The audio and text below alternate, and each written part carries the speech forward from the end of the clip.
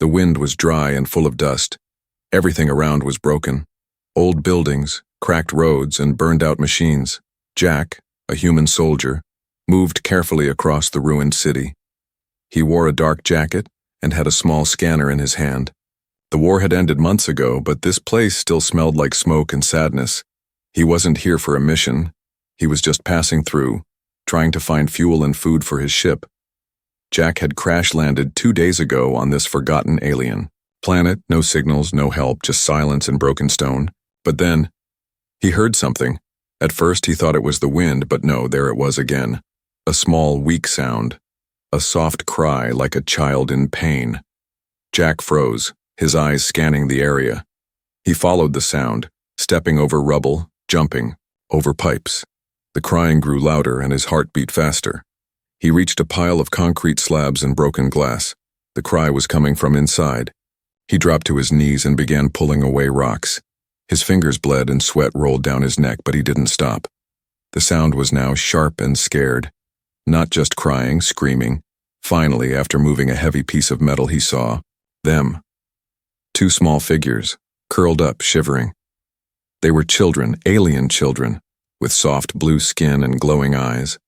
One girl, maybe 6 years old, held a younger boy tightly in her arms. Both were covered in dust, their faces thin and tired. The girl looked up at Jack with wide, scared eyes. She didn't scream, she didn't run. She just whispered, "Please, don't hurt us." Jack felt a pain in his chest. He didn't speak, just nodded slowly and reached out his hand. The girl hesitated, then placed her tiny hand in his. Jack gently pulled them out of the rubble, holding the boy in his arms. The boy didn't move, just cried quietly into Jack's shirt. Jack carried them to the remains of his ship. It wasn't much, just a broken transport shuttle with 2 working rooms and a power cell. He laid the children down on a soft blanket. He gave them water and part of his food ration. They ate like they hadn't eaten in days, maybe weeks. "What happened here?" he asked softly. The girl looked at him, her eyes full of fear and sadness. "Bad people came," she said. "They wanted to take us, use us." Jack didn't ask more. He had heard stories, dark stories about what some alien warlords did during the war, experiments, slavery. Worse. The scanner beeped. Jack picked it up and his face grew pale. Something was moving nearby, something not human. He checked the screen. A hunter drone, still active, searching the area. His location was not safe.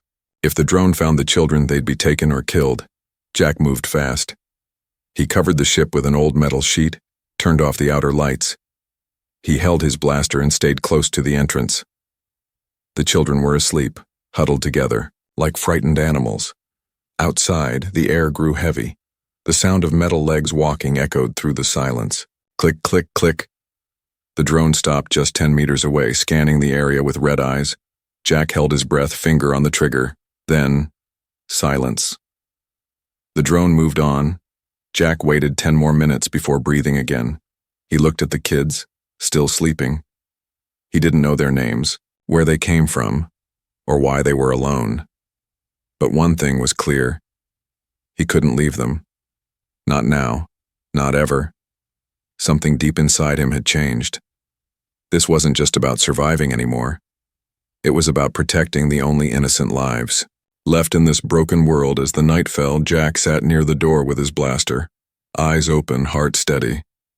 Whatever came next, he would face it. For them. Jack didn't sleep. The broken walls of his crashed ship gave little protection. The night was cold and full of strange sounds. Metal groans, distant crashes, and something that almost sounded like breathing in the dark. He checked his scanner again. The signal was getting closer. The children were asleep, their small bodies curled together under a thin blanket. The girl, the older one, had held her brother tightly all night. She hadn't cried, but her eyes had not closed for hours until her body finally gave in. Jack stared at them, feeling something in his chest he hadn't felt in a long time. Fear, and something like love. He adjusted the scanner's range. There it was again, blinking red. A hunter drone, still active, scanning the ruins. It wasn't just random patrol. It was following a pattern that now pointed straight toward them. Jack stepped outside quietly, blaster in hand. The morning light was gray and heavy with smoke. He looked out across the destroyed buildings. The silence was thick, too thick. Suddenly, a sharp sound cut through the air. Shht!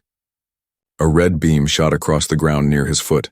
He rolled behind a metal beam just in time. The hunter drone hovered above a collapsed tower, its eye glowing like fire. It had found them. Jack fired back. 2 quick shots, one hitting the drone's wing.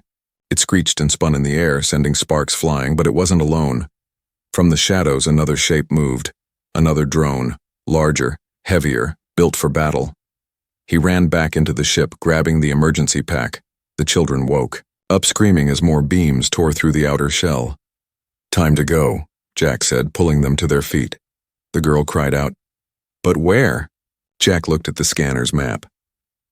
"There's an old tunnel system under the city," he said. "If we can reach it, we can hide." They ran through the ruins, Jack holding the boy in his arms, the girl running beside him. The ground shook. Behind them, the drones smashing walls and burning paths to reach them. Jack ducked through broken doors, climbed over wreckage, and never looked back. He could hear the girl panting, her small feet stumbling over stones. But she didn't stop. They reached a round metal door in the ground, half covered in dust and grass. Jack kicked it open and jumped down into the darkness. The girl followed, and he pulled the door shut just as a drone flew overhead. Inside, it was pitch black and smelled like rust and mold. He turned on a small light, revealing a narrow tunnel leading far into the earth. They moved slowly, every sound echoing too loudly. After a while, Jack stopped and let them rest. The boy had fallen asleep in his arms again. The girl sat down beside him, her knees to her chest. "What's your name?" Jack asked softly. "Lyra," she said, looking at him with tired eyes. "And your brother?" "Dano," she whispered. "He doesn't speak much anymore."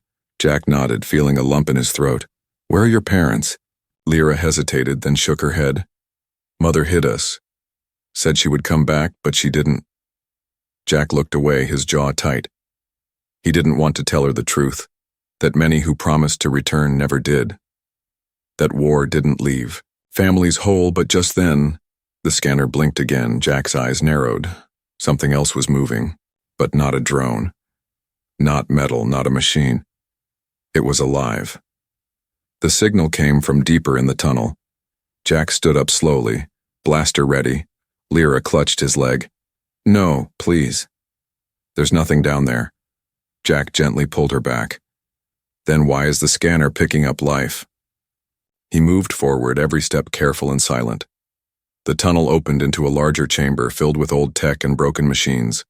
And there, in the middle of it all, a glowing mark on the wall. Strange and beautiful. Jack stared at it. It pulsed like a heartbeat. And when he reached out, the scanner went wild. Lyra stepped forward, eyes wide. "I've seen this before," she whispered. "My mother. She showed us this mark." Jack turned to her, confused. "You said she didn't come back." Lyra shook her head slowly. She said, "If we ever found the mark, she'd be waiting." Behind the wall, something moved, and then a voice came, soft, weak, and full of pain. "Lyra?" Jack's heart stopped. Was it possible? Jack stood frozen, his blaster still aimed at the glowing wall. The voice had been real, soft, trembling, calling the girl's name. "Lyra!" It echoed again, barely a whisper, but full of pain and hope. Lyra gasped and ran forward, placing both hands on the glowing mark. "Mother?" She called, tears already in her eyes. The wall pulsed brighter, then slowly began to shift. With a loud hum and grinding sound, the stone slid open, revealing a hidden chamber. It was dark inside, lit only by faint green lights lining the floor. Jack stepped in cautiously, holding Lyra close behind. Inside the chamber, they saw something incredible. A stasis pod, cracked and flickering. Lying inside, barely conscious, was an alien woman, her skin pale, her body thin and weak, her eyes fluttered open, struggling to focus. When she saw Lyra, she tried to sit up, but her body shook from exhaustion. Lyra ran to her and hugged her tightly, crying into her mother's shoulder. Jack stood still, his heart pounding. This woman was not a stranger. She was someone important, someone powerful once. He could see it in her face. "You're human," the woman said, her voice faint but firm. "Yes," Jack replied, lowering his weapon. "Why are you helping them?" she asked, her eyes scanning his face. "I couldn't leave them to die," Jack answered simply. The woman looked down at her children and closed her eyes. "Then you've already done more than most," she whispered. Jack looked around the chamber. It was filled with old alien tech, strange tools, control panels, and something that looked like a generator. He noticed signs of damage, burn marks, cracks, melted wires. "Were you hiding here all this time?" he asked. The woman nodded. "After the fall of our city, I used the stasis pod to survive. I told the children to hide. I never thought I'd wake again." Lyra looked up, her small hand still clutching her mother's. "I thought you left us," she said quietly. Her mother shook her head. "Never," she whispered. "I was trying to keep you safe." Jack helped her sit up and offered her water and food. She accepted it slowly, her hands shaking. "Name's Jack," he said. "I'm not from this world. I crashed near here." The woman gave a weak smile. "I'm Saralyn," she said. "And these are my children. My everything." Suddenly, the scanner buzzed again. More movement above. Jack checked the signal. Multiple drones, circling. Closer. "They've found the ship," he said grimly. "They'll search every hole next." Saralyn's face turned hard, even in her weakened state. "There's another way out of here," she said, pointing to a small tunnel in the back of the chamber, "but it's dangerous. Old, unstable." Jack nodded. "Better than waiting here to die." He lifted Dano into his arms, and Saralyn held on to Lyra. The small tunnel was narrow and full of dust. Every step echoed with the sound of rocks shifting. Jack led the way, his scanner lighting the path. Halfway through, they reached an ancient door with alien symbols. Saralyn pressed her hand against it, and the symbols glowed. The door opened into a new space, a large underground hall with giant columns and flowing energy lines across the floor. It was beautiful, untouched by war. "Is this a shelter?" Jack asked. Saralyn nodded slowly. "It was once used by healers and peacekeepers, forgotten when war began." Suddenly, a control panel on the wall lit up, and a voice spoke in the alien language. Saralyn walked to it, placing her hand on the screen. Jack watched as the room powered up, revealing supplies, clean water, and sleeping mats. It was a true refuge. For the first time, the children looked peaceful. Lyra laughed quietly, and Dano smiled as he drank clean water. Saralyn sat down beside them, her body still weak, but her eyes full of light. Jack sat nearby, resting for the first time in days. He looked at Saralyn, who was watching him. "You didn't have to help us," she said. Jack shrugged. "Maybe not," he replied. "But I wanted to." She smiled softly. "A real one this time." "Then stay," she whispered. "Just a little longer," Jack nodded. Something told him he wouldn't be leaving anytime soon. Jack woke to a soft hum. The air in the underground hall was warmer now, filled with low, glowing light that moved across the walls like gentle waves. He sat up and looked around. The children were still asleep on the soft mats, curled together peacefully, but Saralyn was standing at the far end of the chamber, surrounded by light. She looked different now, her skin still pale but glowing softly under the light. Her long, silver hair was clean and fell over her back like a curtain of stars. She stood with one hand on the old wall, her fingers tracing the ancient carvings. Jack approached quietly, not wanting to disturb her. "You're awake early," he said softly.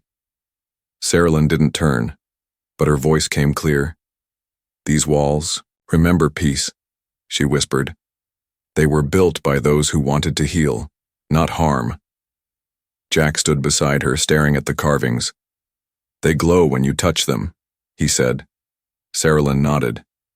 My blood carries the codes of this place. I was trained here long ago, before the war. He looked at her with surprise. You were a healer? I was more than that, she replied, her voice quiet but steady. I was a protector, a mother, a voice against what they were doing. She turned to him now, her face serious. They wanted to turn our children into weapons, Jack. He clenched his fists. I've seen what war does to the innocent, he said. That's why I helped them. Sarah Lynn studied him for a moment, her eyes deep and unreadable. No one else came, she said. Not my people, not yours, just you. Jack looked away. Maybe I was just there at the right time. She stepped closer. No, she said gently. You were the right person. Their eyes met, and for a moment, time felt slower. Jack felt warmth rise in his chest, a feeling he hadn't known in years. Before he could speak, the scanner buzzed again. He pulled it out, another drone signal, still searching. They haven't given up, he said. Sarah Lynn's face changed, calm turning into fire. Then we can't hide forever, she said. She walked toward a control panel and began typing in ancient code. Jack watched as parts of the wall opened, revealing old tech, armor, energy rods, strange tools shaped like crystals. You're going to fight? Jack asked. Sarah Lynn picked up a long silver staff and held it like she'd done it 1,000 times. I was hunted because I refused to follow their orders, she said. But I won't run anymore. Jack grabbed his own blaster, checking. The charge? You're still weak, he said, worried. She looked at him with a faint smile. My body may be weak, Jack, but my spirit burns strong. Suddenly, the children stirred. Lyra sat up and looked around, her eyes wide. Mom, she said. Sarah Lynn walked over and knelt beside her. I'm here, little star, she said softly, kissing her daughter's forehead. We're safe now. Dano woke too and crawled into his mother's lap, silent but smiling. Jack watched, them from a distance, something heavy pressing on his heart. He had saved them, but now he didn't know what came next. Later that day, Sarah Lynn worked with Jack to seal parts of the tunnel and set traps. She showed him how to use some of the alien tech energy walls, shock pulses, and cloaking mist. They worked side by side, and Jack noticed how easily they moved together like they had done this before. At night, they shared stories by the low firelight. Jack told her about Earth, about music and rain, about laughter. Sarah Lynn told him about her world before the war, gardens that sang with wind, skies full of soft lights. She laughed quietly, and it was the most beautiful sound Jack had heard in years. As the fire died down, Jack looked at her. You think there's a place for peace again? He asked. Sarah Lynn met his eyes. There is, she said. If people like you still believe in it. She reached out and touched his hand, not by accident, not out of fear, but with meaning. And in that quiet moment, Jack understood something. He wasn't just protecting them anymore. He was becoming part of them. Jack stood at the edge of the underground chamber, staring at the scanner in silence. The drone signals were getting stronger, faster, like hungry wolves closing in. He turned towards Sarah Lynn, who was finishing another power trap, her movements. Combatants, they're going to find this place, Jack said. Sarah Lynn looked up, her silver eyes meeting his. I know, she whispered. The question is, what do we do when they do? Jack sighed and knelt beside the children who were playing quietly with small glowing stones. Lyra smiled at him, her trust in him growing stronger every day. Dano reached for Jack's hand and held it without saying a word. Jack stood again and turned to Sarah Lynn. I have a plan, he said. She tilted her head, sensing something dangerous in his voice. You're thinking of going out there, she said flatly. Jack nodded slowly. If I let them catch me, they'll stop scanning the area. They'll believe I'm alone. No, Sarah Lynn said quickly, stepping forward. That's not a plan, that's suicide. They're hunting a human, Jack replied. Not you, not the kids, just me. If I draw them away, you can escape with the children, Sarah jaw tightened. You think I'll let you sacrifice yourself? Jack smiled gently. You wouldn't be letting me. I'm choosing this. Her hand clenched the staff she carried. I lost my world. Jack, she said quietly, don't ask me to lose you too. There was silence between them, the sound of the chamber humming in the background. Finally, Jack stepped closer, placing a hand on her shoulder. You gave me something I didn't think I'd ever find again, he said. Purpose. Family? Sarah eyes welled with tears, but she didn't let them fall. I hate this, she whispered. Jack leaned in, pressing his forehead to hers for a moment. Me too, he said, but it's the only way. Hours later, Jack stood on the surface, arms raised, weapons left behind. The open sky above him was cloudy, the ground full of ash and silence. He activated an old flare beacon and waited. It didn't take long. The sound of engines roared overhead, and 3 hunter drones landed around him. They scanned him, circled him, then one shot a pulse at his legs. Jack collapsed, unable to move, as metal arms lifted him into a cage. Inside the cage, he was thrown to the floor of a transport ship. A tall alien commander stepped in, staring down at him with disgust. A human? The creature spat. You're the one hiding in our city? Jack didn't answer, only smiled. Take me in then, he said. I'm just one man. The ship took off, heading back toward a control tower where the remaining enemy forces gathered. Jack's heart pounded, not from fear for himself, but for what was coming next. Back in the chamber, Sarah stood in silence, her hands shaking. She had watched Jack disappear on the scanner, knowing what he had done. But she wasn't going to let him face it alone. I swore never to fight again, she whispered. But for him, I will burn the sky. She turned to her children, kissing their heads. Stay in the shadows, she told Lyra. Protect your brother. Then she activated the ancient systems buried deep beneath the hall. The floor lit up, revealing an old escape path and a crystal blade once used by the protectors. Sarah emerged from the tunnels just as the enemy ship landed at the control tower. She walked through the ruins with fire in her eyes and light in her hand. Inside the tower, Jack was chained to a post, his face bruised but his spirit strong. The alien commander leaned in. Tell us where the children are, he demanded. Jack spat on the floor. They're where your kind can't touch them, he said. Just then, the wall behind them exploded. Smoke filled the air, and a glowing figure stepped through the fire. Sarah, her body wrapped in energy. She moved like a storm, staff and blade dancing through metal and armor. Jack stared in awe as she fought through the room like a goddess of light and fury. She reached him, slicing through his chains with one swift strike. He stood beside her, grabbing a dropped blaster. Didn't think you'd let me have all the fun, he said. She smiled, her face fierce. Never, she said. We do this together. They fought side by side, the human and the protector, 2 warriors against a world of steel, and for the first time in years, hope began to rise. The smoke had not yet cleared when more drones appeared on the horizon. Black metal shapes rose from the ruins, wings wide, red eyes glowing like burning coals. Jack and Sarah stood in the center of the shattered command tower.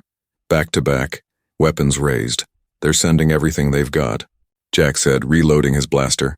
Sarah nodded, her face calm but sharp like steel. They want the children, she said, and they will destroy everything to get them. Then we make our last stand count, Jack answered. The wind roared around them as the first wave hit. Drones dropped from the sky, firing plasma bolts that burned through walls. Jack dove forward, blasting 2 in midair, rolling behind cover. Sarah charged into the chaos, her staff spinning in a glowing arc that sent energy waves through their enemies. She moved like a shadow wrapped in light, cutting down drones with deadly grace. Jack covered her from above, picking off targets with perfect aim. They didn't speak, but their movements were in perfect rhythm. One protected, one attacked, both fighting for the same reason. Down below in the ancient tunnel, Lyra held Dano close. She stared at the scanner screen showing the battle above. Her fingers gripped a small communicator, waiting, hoping. Outside, The second wave came.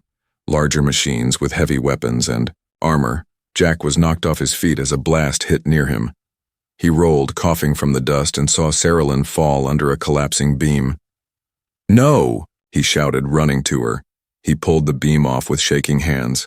Saralyn coughed and opened her eyes. "I'm fine," she whispered. "Just tired." Jack helped her stand. "We can't hold them much longer," he said. Saralyn looked at the sky. "There's still one option," she said. "The old beacon tower." Jack turned to look, the tall, broken structure at the edge of the ruins. "If we activate it, Earth might pick up the signal," she said. "They'll come," Jack nodded. "But someone has to reach it." Saralyn touched his cheek. "You'll go," she said. "I'll cover you." Jack grabbed her hand. "Not without you." Saralyn smiled sadly. "This time, trust me." He kissed her forehead and ran toward the beacon tower, dodging fire. Saralyn stood tall, arms raised, calling on the ancient energy of the ruins. Light burst from her hands, forming a shield that pushed the enemies back. Jack climbed the crumbling stairs of the tower, each step a struggle. He reached the top and found the old controls, dusty, cracked but still pulsing faintly. He slammed his fist into the panel, waking the system. Come on," he muttered, pressing buttons, rerouting power. The beacon lit up like a sun, a column of blue light shooting into the sky, down. Below, Saralyn collapsed to her knees, her energy nearly gone. The drones prepared for one final charge. Then, just as the last wave began, everything stopped. A deep rumble echoed through the valley. The ground shook and the sky opened. Ships, dozens of them, emerged through the clouds, human rescue craft armed and ready. Jack laughed out loud from the top of the tower. "They came," he whispered. "They actually came." Human forces dropped from the ships, engaging the remaining drones. In minutes, the battle was over.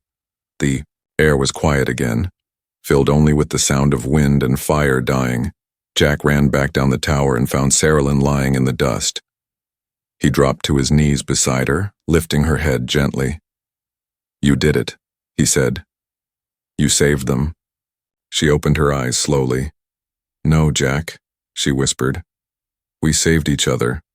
Medical units arrived, lifting them both onto stretchers. As they flew upward toward the ship, Jack reached for Saralyn's hand and held it tightly. She closed her fingers around his and didn't let go. They had survived the battle, but more than that, they had found something worth living for. Not just safety, not just peace, but each other. The sky was clear now. The war-torn ruins were left behind as the ship rose through the clouds. Jack sat beside Saralyn in the medical bay, watching her breathe peacefully. She had fallen asleep, her hand still gently wrapped around his. Across the room, Lyra and Dano sat on a soft bench, eating warm food and smiling for the first time in days. Their eyes followed Jack everywhere, as if he had become their shield, their star. He smiled at them, heart full. For the first time, he didn't feel like a lost soldier. He felt like something else, something stronger. When they landed at the human colony station, everything moved fast. Doctors took Saralyn for full healing. Officers asked questions, scanned files and requested reports, but Jack kept his answers short. "She's not a prisoner," he said firmly. "She's family." Some doubted at first, seeing an alien woman and her children cared for by a human.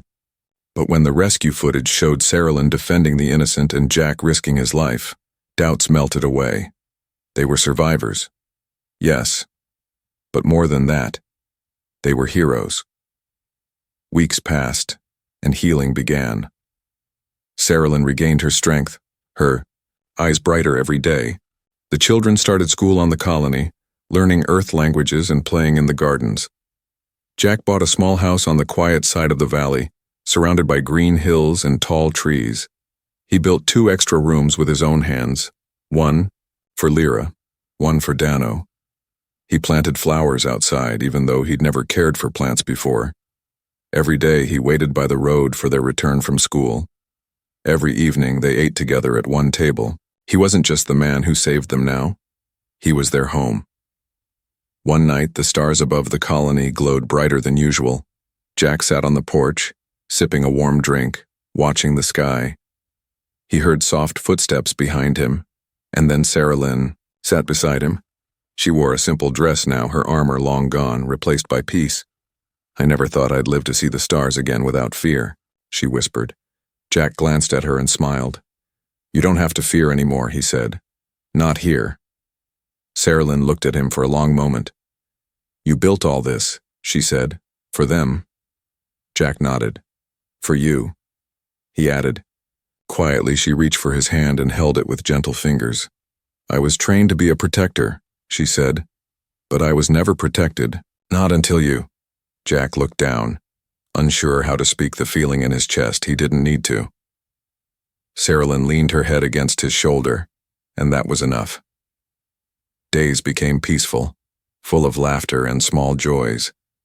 Lyra painted stars. On the walls, Dano built toy towers taller than himself. Sarah Lynn began teaching healing again, using what she remembered from her old world. And Jack, once a man who lived from battle to battle, now fixed broken chairs, cooked dinner, and kissed. Scraped knees one evening. A letter arrived from Earth Command. A medal, a title, and an invitation to speak before the Alliance Council. Jack read it once, then folded it quietly. He didn't need medals. He already had what mattered. As the sun set behind the hills, Sarah Lynn stood by the window, her arms folded gently. The children were asleep, soft breathing filling the house. Jack walked over and stood beside her. "You ever miss your old world?" he asked. She thought for a moment.